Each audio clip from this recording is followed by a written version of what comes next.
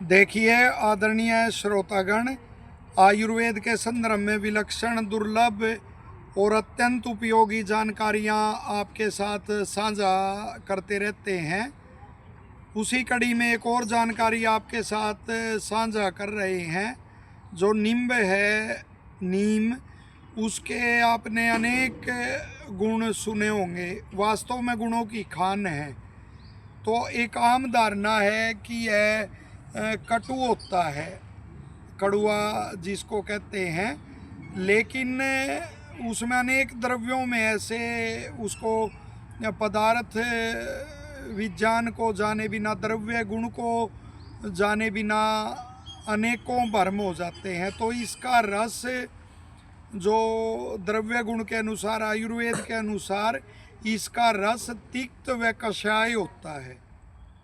तो इसका विपाक फिर माना गया है कटु होता है। आयुर्वेद के ऋषि कहते हैं जो कटु तिक्त रस होते हैं उनका विपाक ही कटु होता है। यानी भोजन के पाक के बाद जो रस विशेष बनता है तो उसको विपाक कहा गया। वो तो एक लंबी चर्चा हो जाएगी।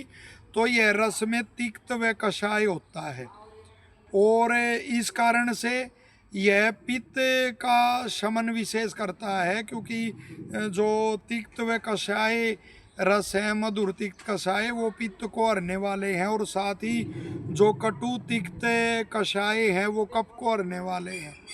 अतः यह कफ का और पित्त का शमन करने वाला है, उनको हरने वाला है। और साथ ही देखिए जो रक्त विकार के कारण शोथ आ जाता है शरीर में, तो उसको भी दूर करता है। प्रमेह के अंदर, मधुमेह के अंदर इसका प्रयोग होता है। और जो विशेष गुण इसका हम चर्चा कर रहे हैं, तो यह आँखों की रोशनी भी बढ़ाता है। तो ये कितना एक सुखद आश्चर्य है।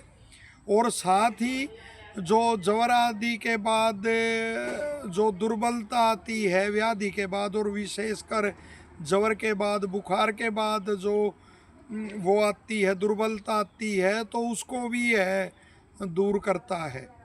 तो इन दिनों तो और विशेष करके देखिए, जैसे पता है कि शरद ऋतु में पित्त का प्रकोप होता है, तो इसकी दांत स्वस्थ हैं आपके, तो इसकी दातुन आप कर सकते हैं। क्योंकि दातुन का लाभ भी फिर जो उसमें द्रव्य में गुण है, निश्चित तौर पर दातुन करने से वो लाभ अवश्य मिलते हैं।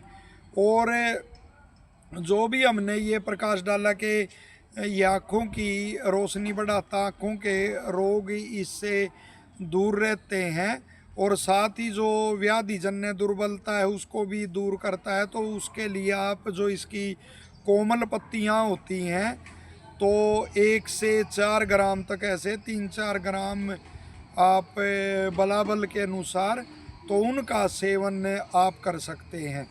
और 15 दिन इसका ऐसे आप सेवन कर सकते हैं। क्योंकि फिर जैसे द्रव्य हैं तो उसमें बिल्कुल स्पष्ट आता है कि किस द्रव्य का कहाँ से उत्सर्ग होता है, वो जमा जब हो जाता है तो कहाँ से निकलता है। तो त्वचा से इसका उत्सर्ग माना गया है। अगर अधिक मात्रा में अधिक दिनों तक लगातार सेवन इसका किया जाए तो जैसे त्वचा विकारों को यह दूर करता है, लेकिन उसका विपरीत प्रभाव भी फिर पड़ सकता है। तो इस रूप में आप दातून के रूप में या इस तरह 15 दिन 1 से 4 ग्राम तक इसकी जो कोमल पत्तियां होती हैं उनका आप सेवन कर सकते हैं।